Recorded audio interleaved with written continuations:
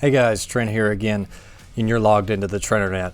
So one of my most requested videos is a follow-up to my series on figuring out which Tekken endings are canon, and in particular people want me to continue on with the series in Tekken 4. Now, I'm a gigantic moron, and I thought, oh, it's going to be a pain, I'm going to have to get the old capture card converter out, and I'm going to have to make sure my save file still works and check out all the Tekken 4 endings.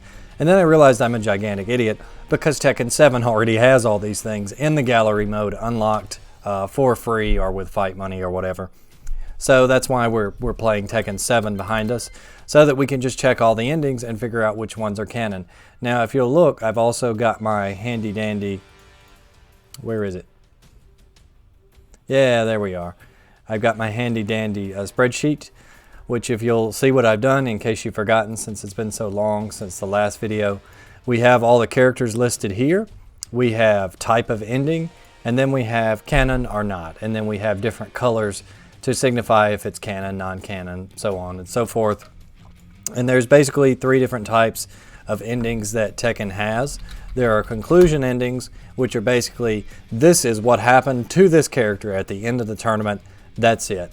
There are also what if endings, which are almost 99% non-canon. They're just kind of fun little stories that are like, here's what had happened if this character had won. And then there's, of course, the slice of life story ending, whatever you want to, slice of life endings, which just show you like, here's a little piece or a little story or a little part of this character's life, may or may not be canon. I tend to assume that these endings are canon unless they directly contradict something else that we know is for fact canon in Tekken. So why don't we go ahead and get that off screen for the moment, and let's start with some of these endings. And so I think the first ending we have to watch on the spreadsheet is Christy Monteiro. Christy is not in Tekken 7, so a lot of you newer guys may not know who Christy is. Basically, Eddie was introduced in Tekken 3, all right?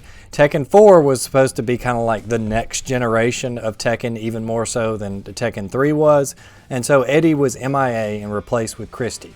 You could pick Eddie, but he didn't have a story. And so that's why I've only put Christy. If you pick Eddie or Christy, you just get Christy's intro mode, and then the ending will be the same no matter what character you pick. So we're just going to look at Christy's ending here. Let's go with Christy Monteiro. We're not going to watch the intro this time because you can go look it up on YouTube if you want to, and all the intros are canon. They only show canon stuff, so there's no point in watching it. We're also not going to watch the fight intros or the story mode intros. They're really good, but they're all canon, so there's no point to watch and kind of figure them out. Anyway, I'll shut up, and let's take a look at Christy Monteiro. Great fight, Christy. Hey, Christy, can I get a shot? Congratulations, Christy. How do you feel?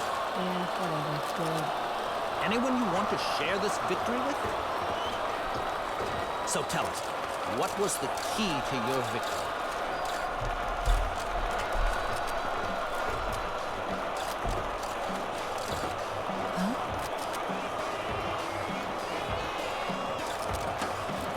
Christy! Eddie! Eddie! Eddie!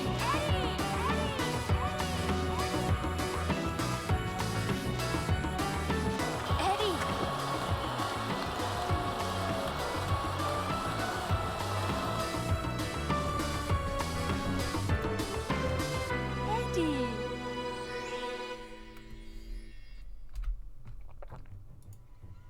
All right, let's pull our sheet back up. That little last Eddie at the end is still bizarre today as it was 15, 20 years ago when this game came out. Do not know what's up with that. So basically, Christy was the capoeira fighter in this game. Her whole storyline was Eddie was missing and she was looking for him. And this ending is, I'm going to call this partially canon, but it's also a conclusion / what if ending. And the reason I say this is Christy did indeed reunite with Eddie. They're both playable characters in Tekken 5. However, Christy did not sniff at all winning Tekken 4. It just did not happen. She did not fight Heihachi Jin, none of those guys. Christy, unfortunately for her, never got anywhere close to doing that. So sadly, that is definitely only partially canon, and only because she reunited with Eddie at the end of that. So let's take a look at combat Good old Combat. If you don't remember who Combat was, for some of you newer guys, and you may not even remember Mokujin. Mokujin and Combat were basically random select characters. If you pick this character, they would mimic a different fighting style each round. And so Mokujin filled that role in Tekken 3. He came back for Tekken 5 and Tekken 6. But in Tekken 4, it was Combat. And Combat was a creation of Lee and Violet Systems. And it was just a robot that he entered in the King of Iron Fist Tournament 4, basically to be like the ultimate fighting machine or whatever. Combat has never been seen again other than in Tekken Tag 2's, not really story mode, but tutorial mode or whatever you want to call it. Anyway, let's check out Combat's ending.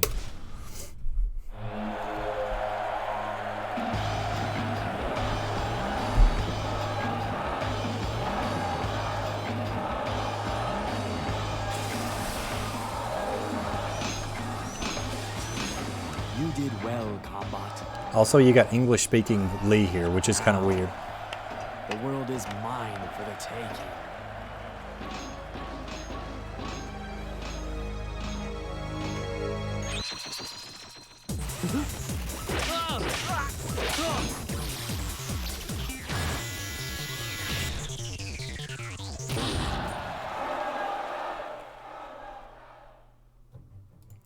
All right, so let's bring our spreadsheet back.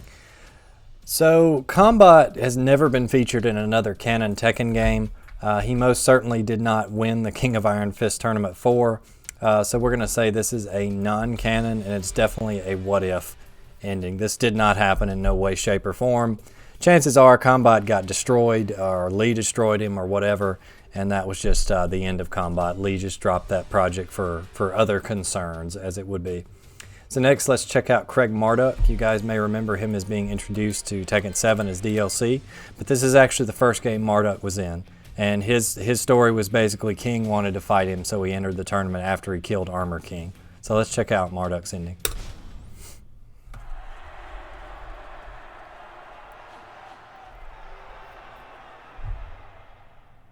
Craig Marduk? It is you. I used to watch your fights on TV all the time. I'm Jeff Slater, the current Val 2 champion. Hey, has the ex-champ forgotten how to fight? Come on, Marduk, bring it on. It'll be the biggest unofficial bout of the century. The badass reigning champ versus the legend who disappeared in the wake of a scandal.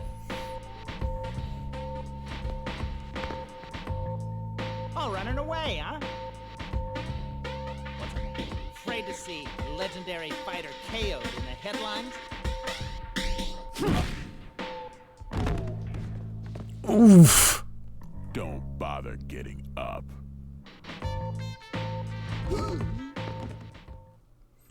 What an edgelord.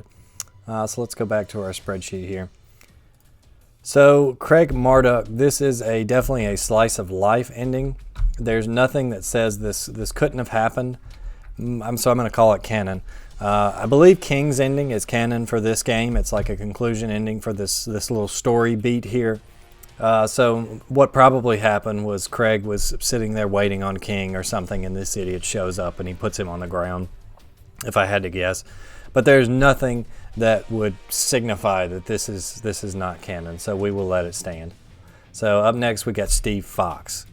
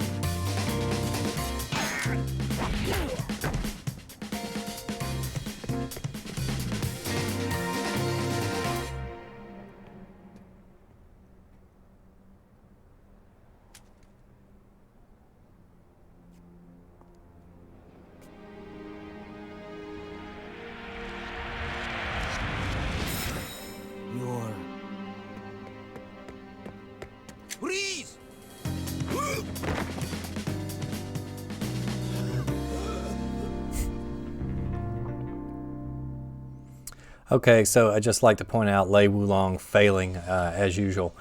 Anyway, back to the spreadsheet. So basically the story beat for this game, this was Steve's first game, and he was basically trying to figure out who he was because he was conceived in vitro while Nina was in cryogenic stasis between Tekken 3 and 4. Steve is biologically Nina's son, however she feels no attachment for him. He maybe feels a little more attachment to her, but it's as usual in the Tekken story, they introduce these really interesting story beats and then just kind of drop them and let the characters do whatever, because that's what they like to do with non-Mishima characters, sadly. So this is definitely a conclusion thing. This happened. There's nothing to say that this didn't happen. Pretty much Steve and Nina make their peace at the end of it, and it's just kind of left there. Unfortunately, there's nothing really exciting that comes of that. So anyway, I forgot to look at who we had next. Who do we have next? Brian Fury. So Brian Fury, in this game, basically his story was he's about to die because his energy reactor or whatever is running out. So he's seeking out Dr. Abel to repair him. He ends up finding Yoshimitsu and Bosconovich, and this plays out.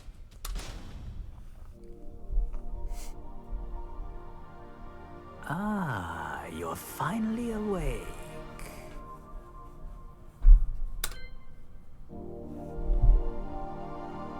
Have you any idea who saved you? He did. I'm certain you're wondering why. It's because we need your cooperation.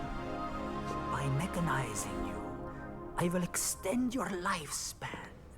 In return, I will keep your original body. You see, the key to defeating Abel's bioweapon is contained within your body. Understand?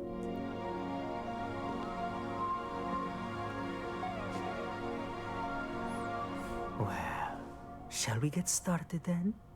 This will be the start of a new future for you, as well as us.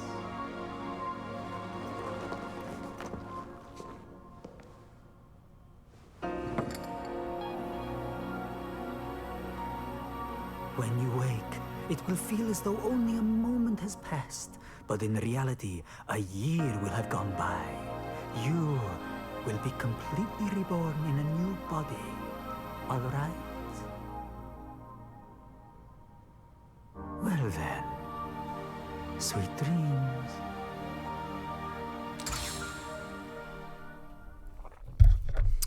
All right, so let's go. Let me return our spreadsheet here.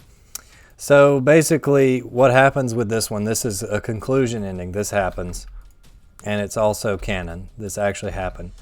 And this sets up a story beat for Tekken 5 and 6. So basically what happens is Brian is put to sleep.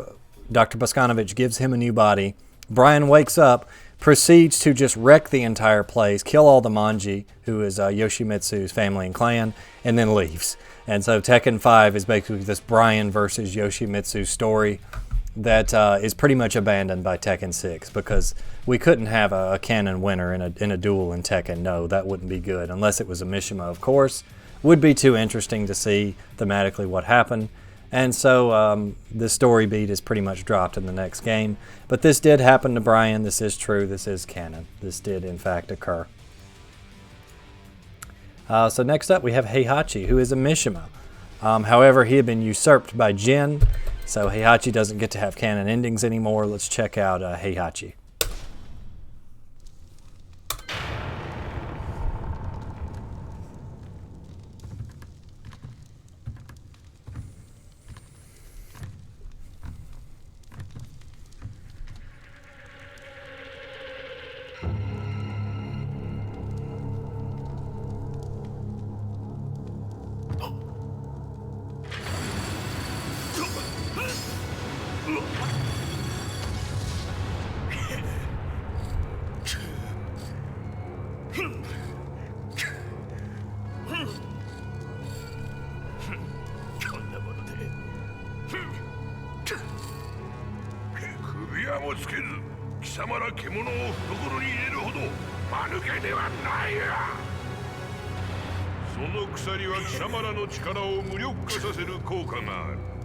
貴様ほどデビル遺伝子に深く侵されたものならば数分で意識を失うわ。これで全ての駒が我が元に揃った。貴様たちもわしの役に立って死ねることに感謝しろ。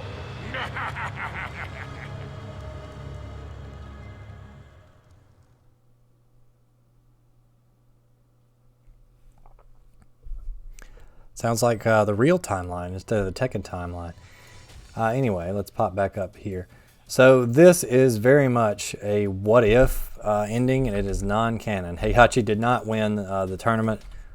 He lost. He lost to Jin, as usual. Anybody who fights Jin loses, except Hwoarang, and it happened off screen and nobody saw it, so it doesn't count.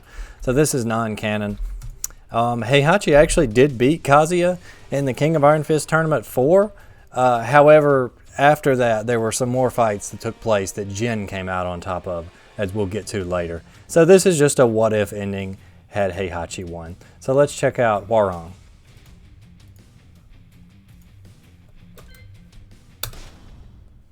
This is a classic Tekken meme, by the way.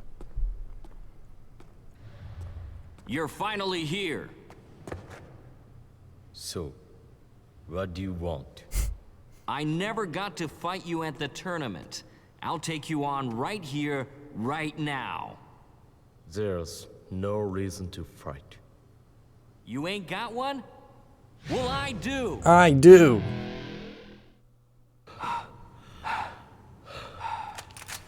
Sergeant! Desertion is an offense punishable by court-martial. Give yourself up, soldier!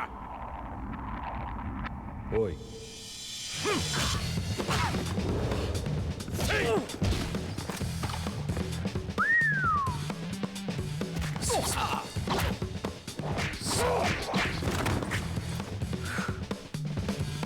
Fire!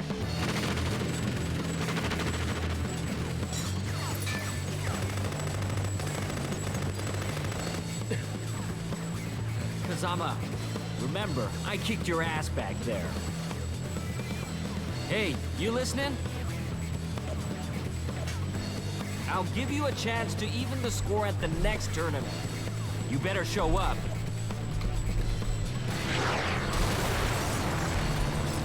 Ceasefire!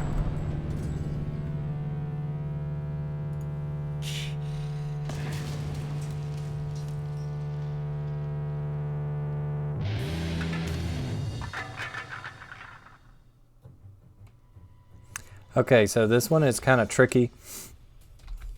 I'm going to call this partially canon. I'm going to tell you why. So, what happens here, the whole thing of this story is Hwoarang was supposed to be serving mandatory military service into the time of Tekken 4. He decides, nah, forget that. I want to go fight Jin and get a rematch. At this point, he thinks Baekdo-san, who is his trainer, you remember from Tekken 2, he believes he is dead. And so Hwoarang basically goes to the tournament. He doesn't get a chance to fight Jin.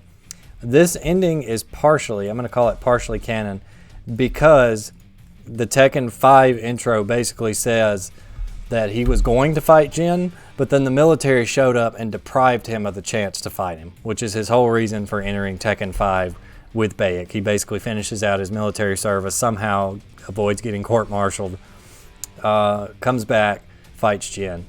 Now there is at some point, Hwoarang does best Jin, but Jin turns into Devil Jin and whips his tail. That's for another game. But for now, we're going to call this a partial conclusion and partially canon, because it is basically what happened. However, Hwoarang doesn't win the fight. He basically doesn't get to have the fight because the South Korean army just comes and gets him. So next we've got Jin. So you know it will be canon.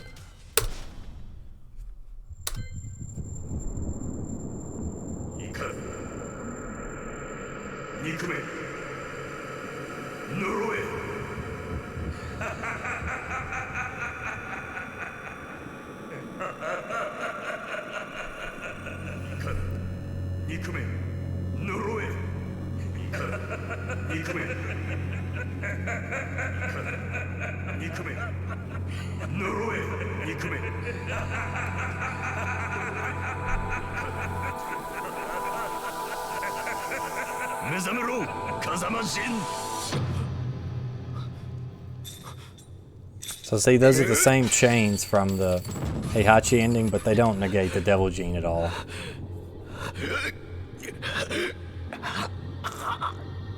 お前さえいなければ、お前を倒して全てを終わらせる。所詮この程度の男か。不甲斐ない。その力、わしが全てもらう。お前はここで死ね。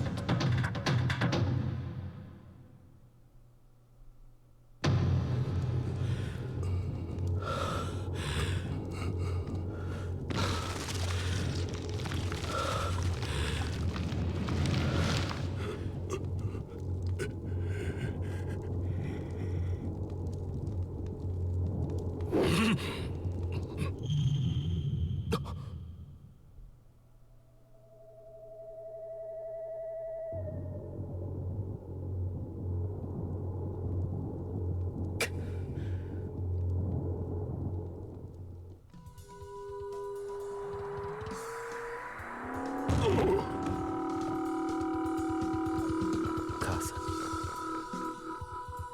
風間純に感謝しろ。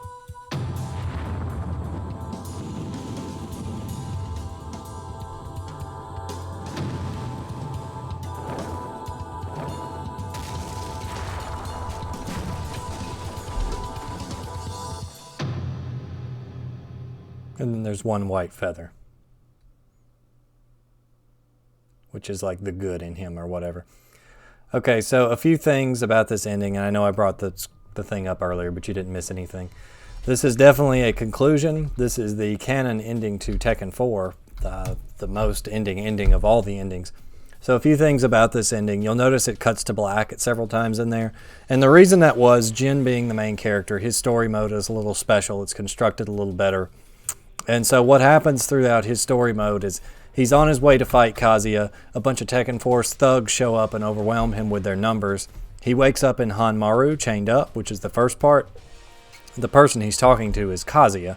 He fights Kazuya, so you, the player, would fight Kazuya. You'd beat Kazuya. Then the next part of the movie would show where Heihachi says it's time to die. You fight Heihachi in game. You beat Heihachi. The final ending clip shows, and that's that. And so this is actually, the Tekken 5 starts right here, right after the moment Jin flies up through the ceiling, begins Tekken 5. So we know without a doubt that this is 100% canon. There's no arguing against that. None at all. So next I believe we had Julia Chang.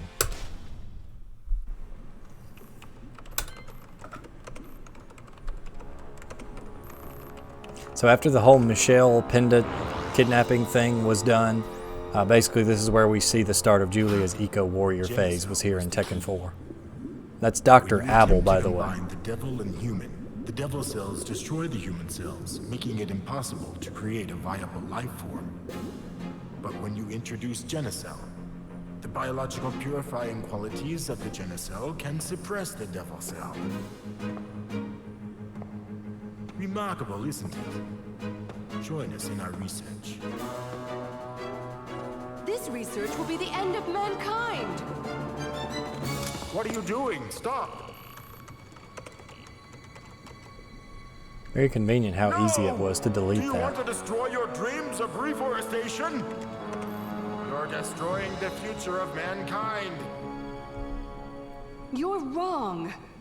How can that be our future? A world where such horrible things exist? Stupid woman!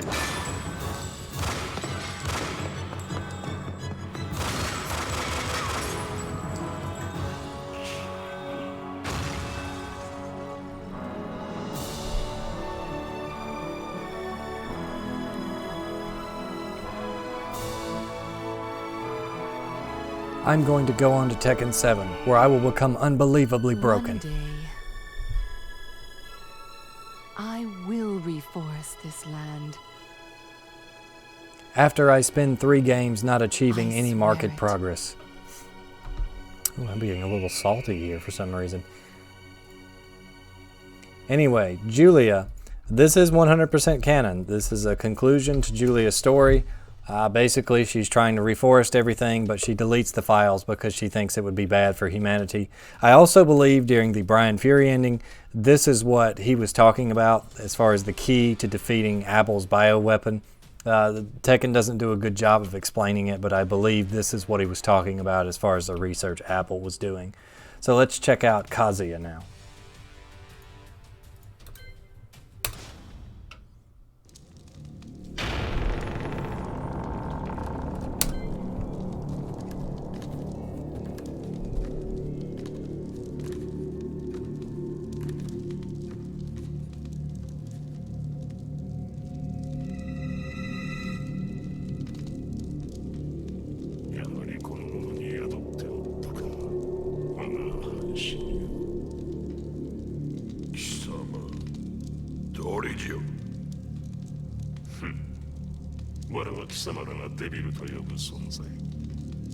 年前貴様に殺されかけた時に分離した我が半身をこやつから取り戻す。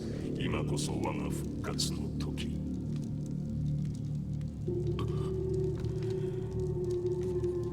おかげで手間一つ省けた。褒美に我が力を味わわせてやろう。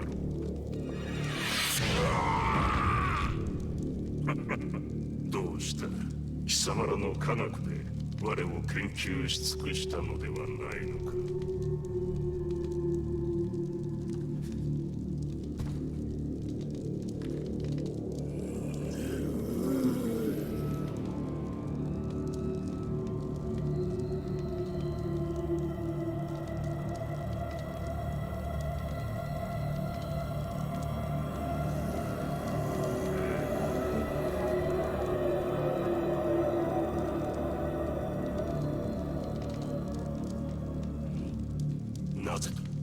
なぜ変わらぬ。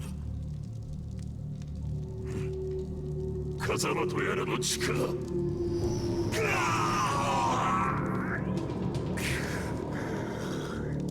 也貴様、なぜ。Kazuya, what are you do? まさか。なるほど。力の統合にこんな手もあったとは。貴様の出番もここまでだ。俺の中で溶けてゆくがいい。あとは貴様を殺せば全て俺のものだ。目覚めろ、風間陣。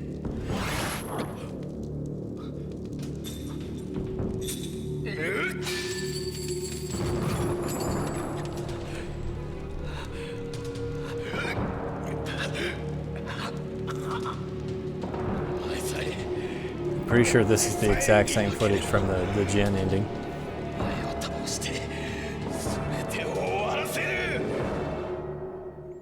So again, it's going to cut to black there.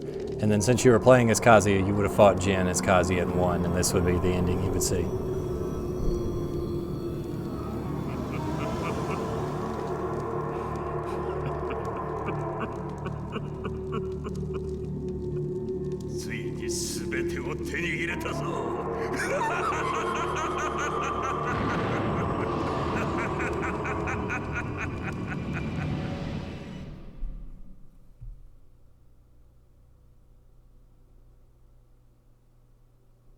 That's kind of interesting. If Heihachi wins, he dooms the world to darkness, but if Kazuya wins, the entire thing just gets disappeared from existence. Very strange.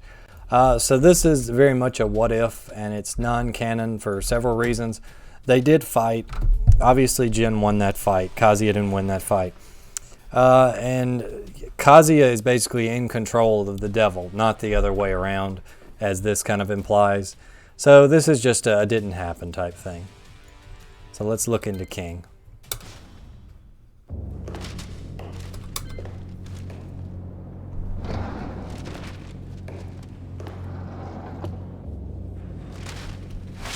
So basically you would have fought Marduk during the story, and then this was like the ending.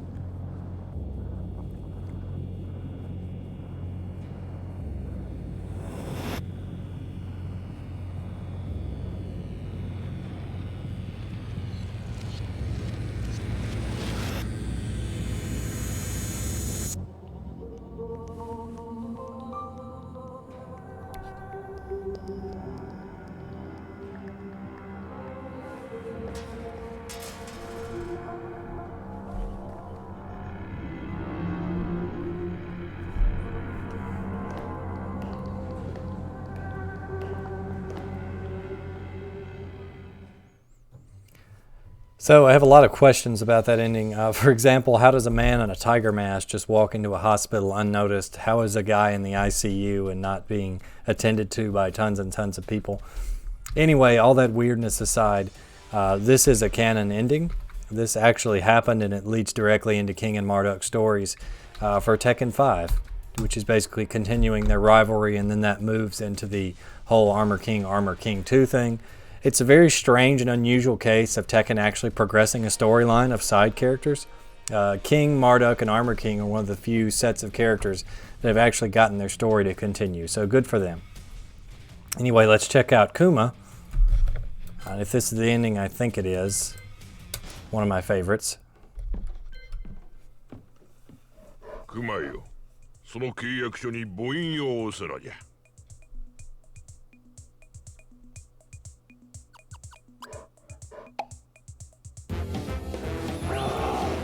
そうじゃそうじゃ。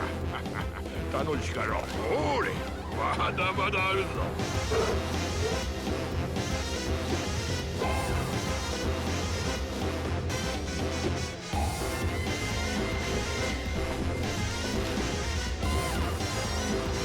さあ、熊よ。これで最後じゃ。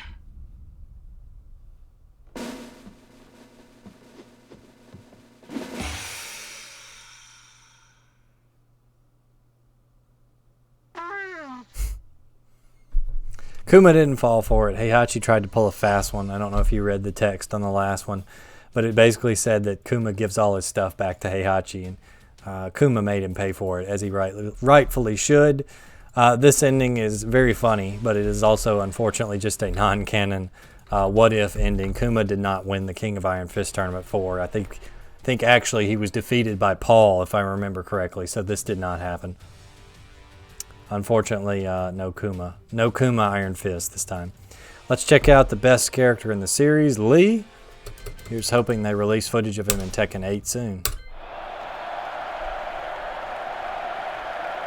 Thank you. Thank you all. Thank you for your applause. Also, English Lee, still kind of weird and uncanny. Ultimate goal. I participated in the tournament to gather test data for combat and to promote its application as the ultimate fighting machine. I present to you now Combat! Combat! Give these nice folks a little demonstration.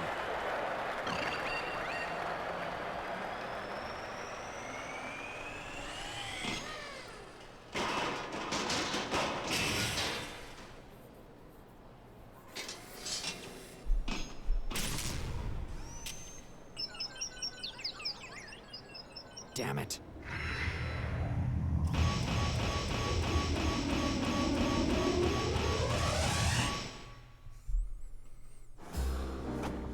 Oh yeah, there's more.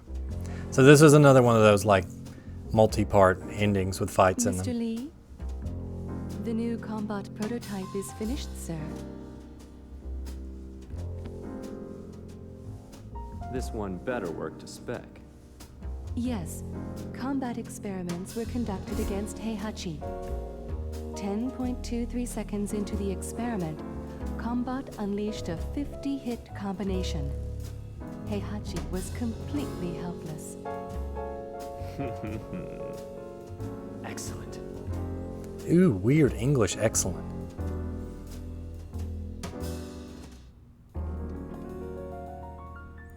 This was interesting, kind of the last game where Lee is not just a silly goose. You could still see some of the vengeful, like, take over the world Lee kind of in Tekken 4. And Violet has the same ending, if you're wondering. Their prologues are just different. So that is definitely a what-if, unfortunately. It is non-canon. Lee definitely did not win Tekken 4. He lost to Kazuya, actually. He ran into Kazuya and lost because he thought Kazuya was dead. And so he lost his focus and the fight, as his Tekken 5 intro says. Let's look at Lei Wulong, another character I'm not particularly a fan of because he fails at everything. Anyway, here's Lei Wulong.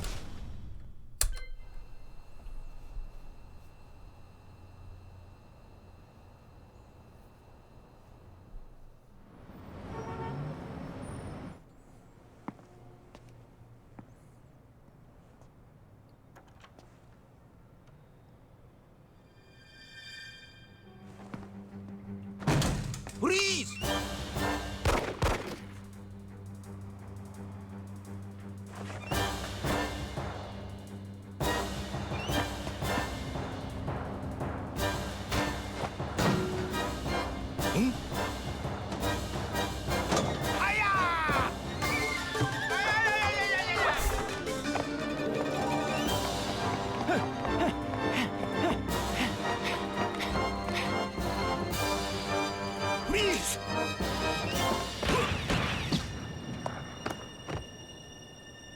What?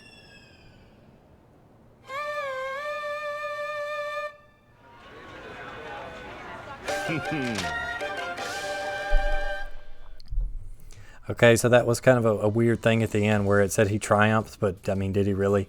And this is a canon conclusion, I would assume, because this is just like, this is basically the other side of Steve's ending, and there's nothing to contradict both those things happening. He definitely did not bring Nina in, so I'm actually going to change this to partially canon. Nina was definitely not arrested, at least as far as I remember. I'm going to double check right quick, but I am fairly certain not.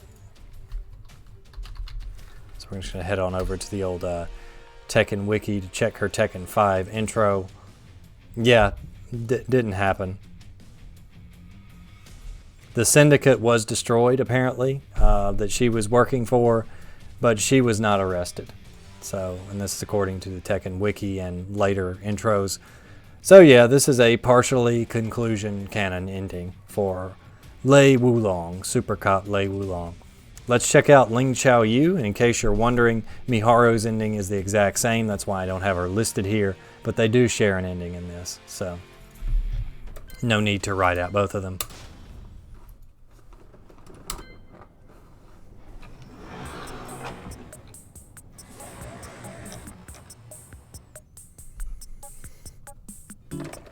Yeah? シャオ、何やってんのよこんなとこで。何やってんのって仕事よ。仕事？座ってるだけじゃないの？美晴は？大学どうだったの？大学？全部落ちた。そう。ねえ美晴、うちの会社来ない？は？本気よ。会社ったって何すりゃいいのよ。実はね、美晴と一緒にやりたいことあんのよ。何？私ね、これから自分の夢は自分の手で叶えようと思って。へえ、どうしちゃったの一体。試合が終わってジンに会ったの。何？結局会えたの？そんなこと全然教えてくんなかったじゃん。ジン、その時私に言ってくれたんだ。本当に叶えたい夢があるんなら自分で叶えろって。今は？ジンは？すぐ旅に出ちゃった。なるほど。なるほど。悲しいお別れがあったわけね。何よ。でもシャオってさ、昔から人に頼ってばっかだったもんね。あんた変わったわ。それでこれから何やんの？あれ、一緒に作って。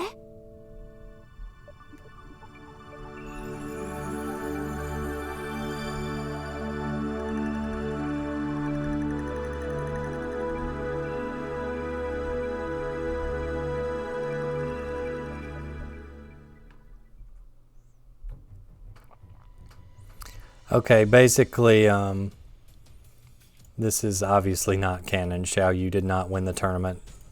Miharu certainly did not win the tournament. Didn't happen. Xiao Yu's basically whole thing at this point was entering the tournament just to find Jin. She kind of likes Jin, but Jin doesn't care anything for her because he's too busy being an edgelord. And as usual, the Tekken team doesn't want to move any side character story along because that would mean making actual fruitful character development. So this is a what if, and it is non-canon. This did not happen. I don't even think Xiao Yu saw Jin after the tournament. In fact, her story for Tekken 5 is her trying to make a time machine. I mean, just joke character, joke character, joke character in big flaming letters. Let's check out martial law.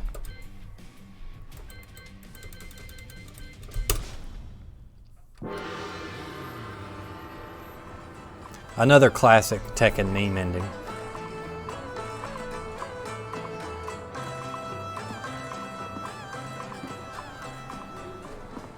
Man, the food here sucks. We have to pay for this? What did you just say? You heard me. I said this food sucks. You expect us to eat this stuff? What do you mean it sucks? This pepper beef is too damn spicy.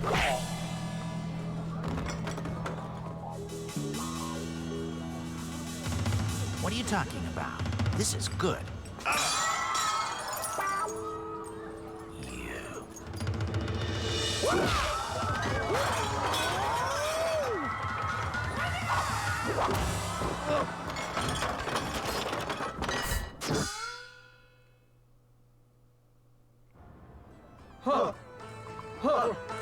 No. Put more anger into it. Yeah, that's more like it.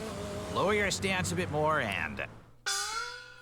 So, this is actually Canon. His restaurant goes under, and basically since Tekken 4, poor old Law has been strapped for cash, and so he's always entering these crazy get-rich-quick schemes with Paul Phoenix, and then later Steve Fox, oddly enough. You know, Steve Fox kind of does the whole looking for my mama thing, and then let's party him up with Paul and Law and make him into a joke character too, because why not? So we'll call this Canon Conclusion. So our chart is already looking a lot more colorful than last time because they started making a lot more of the characters joke characters and have what-if endings and things like that after the earlier Tekkens. Anyway, let's check out Nina's side of the story.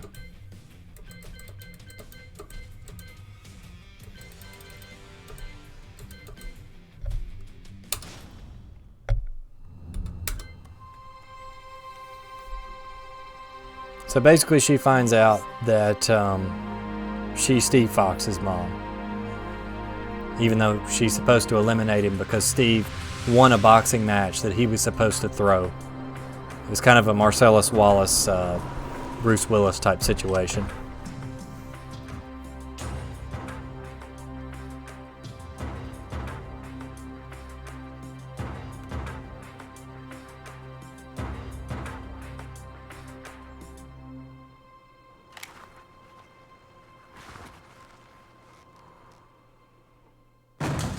Please!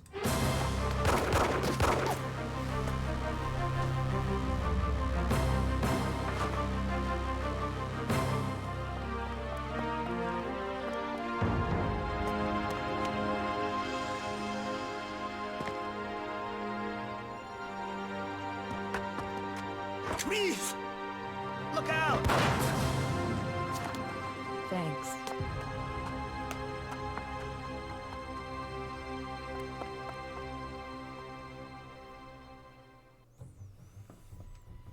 So this ending is kind of wacky in that it contradicts Lay's a little bit in that Nina runs away. It's very much that Tekken has a habit of doing this, especially in later games where if two characters are opposing each other in the story, it'll be the same ending, but they'll change just a little bit at the end of it to make the character you were playing as come out on top. So why don't we call it... I would actually call Nina's the canon one because Nina gets away. She does not get arrested. And then maybe we'll take Lay's ending. Yeah, we put partial. I would think Nina's is the most correct version of events because it just makes sense. Lay's kind of tells you what happens afterwards. The syndicate falls. But Nina gets away. She's not in prison at the beginning of Tekken 5. It just doesn't happen. So, I'm going to say this conclusion. It's a canon.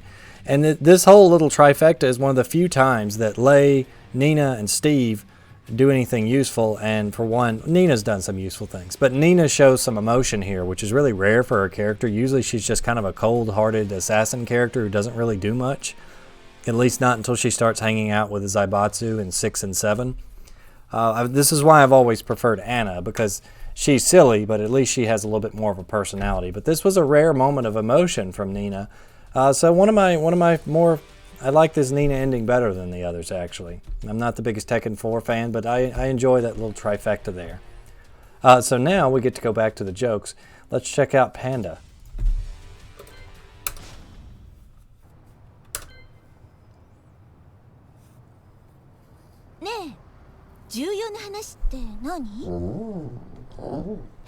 Just forget how ridiculous it is and go with it. 懐かしい。パンダ、この写真大事にしてたっけ？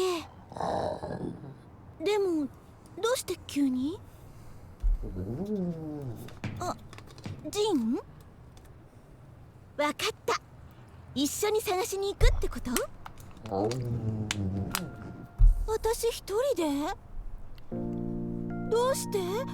二人で世界中を探し回ろうよ。やだよ。一緒に行こうよ。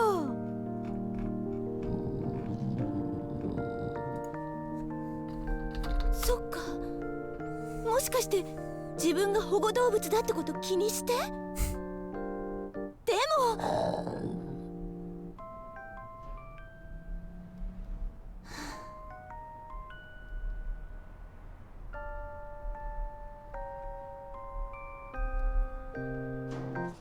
よっ。わかった。一人で行ってくる。ずっと友達だよ。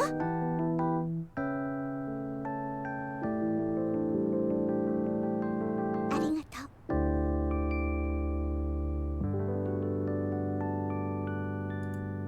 う。Okay, this one is not canon. And it actually makes me mad that this is not canon, and I'll tell you why. For one thing, Panda did not win the tournament, so we know it's, this is a conclusion, a kind of a what if. I'm actually going to call it a what if, and I'll tell you why this makes me mad. Side character development in Tekken is basically down in the toilet at this point. So you could see in Xiao Yu's ending, Miharu's ending, that there was kind of this idea that Xiao Yu was going to stop relying on others and stop looking for Jin, and she was going to kind of figure out life on her own and do what she wanted to do. Even though it was a non-canon, obviously Xiao Yu was never going to win the tournament.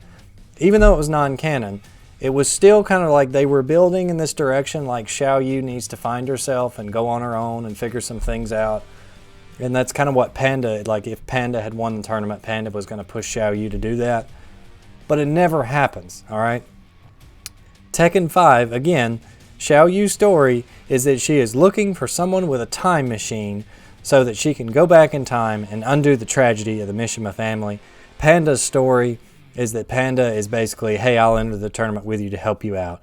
So even though they were kind of pointing, all cylinders were pointing in this direction of some growth for Xiao Yu in a new direction and learning something, they said, nah, we'll just make it same old silly Xiao Yu who's looking for a time machine in Tekken 5. We don't need Panda, it's I get it, it's a panda talking to somebody, so it's already silly.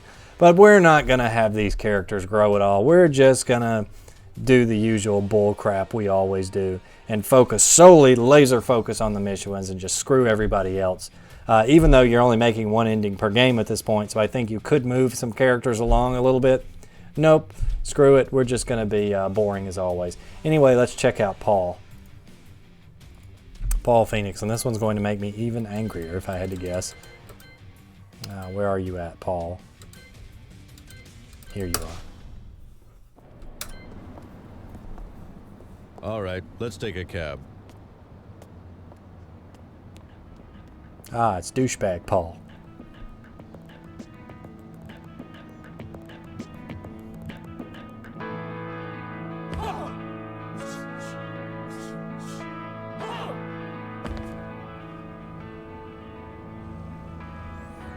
Paul! Hey, Paul! Paul!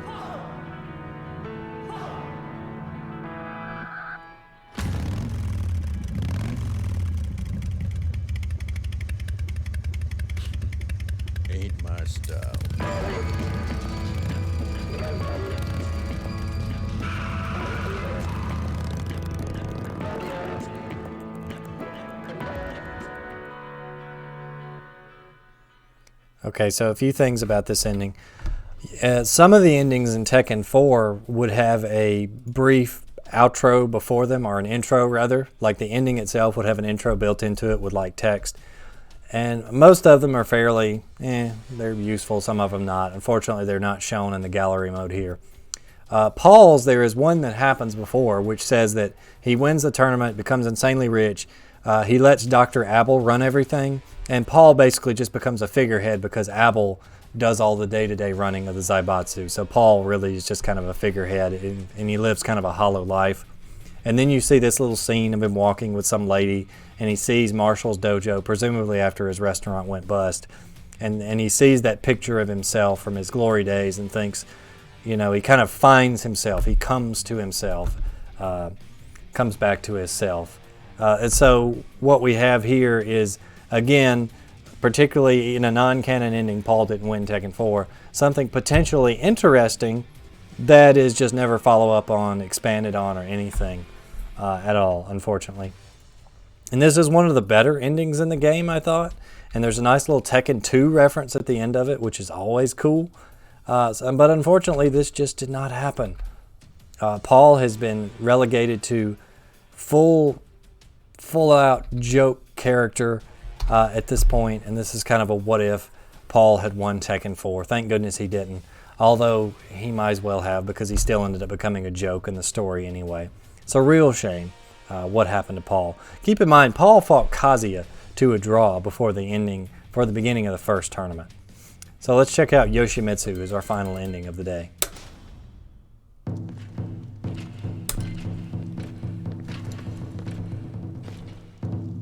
大会の勝者はお前だ。だが万事島なんぞに三島財閥は渡せん。お前ら万事島はペテン師集団だ。エスラごとの理想で大衆を先導し、断るごとにわしらの邪魔をする。天網開会、そうにしてもらさず。財務室中央金庫が破られました。万事島のヘリが金庫ごと。何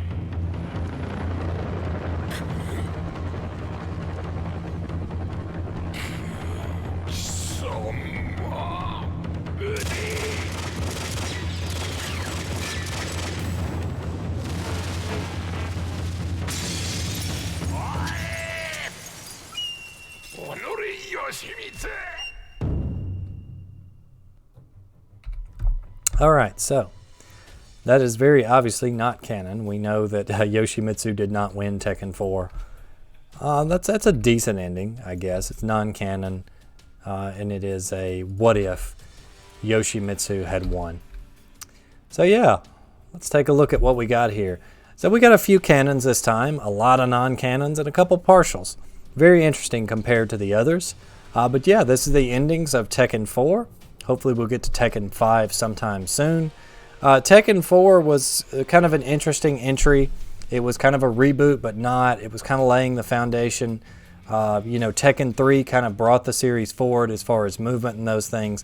Tekken 4 was a chance to like, hey, let's renovate everything, make a brand new 3D type game. And they just kind of threw a lot of crap at the wall to see what stuck, and a lot of it didn't stick, a lot of it did stick. And then Tekken 5 was where the series really got hot. In my opinion, at least as far as a modern era of gaming, semi-modern. Tekken 5, goodness, that was like, what, 06, 07 that hit PS2? But Tekken 5 is very strongly remembered as one of the best Tekkens because of the innovations it made and the things it discarded from this game. And some of that is the story. A lot of story beats that are still kind of going and not going started here. And so Tekken 4, it was great to revisit Tekken 4 and take a look at these endings. But anyway, guys, thanks so much for watching. I hope you'll stick around for future TrenterNet content. This is Trent with the TrenterNet, logging off.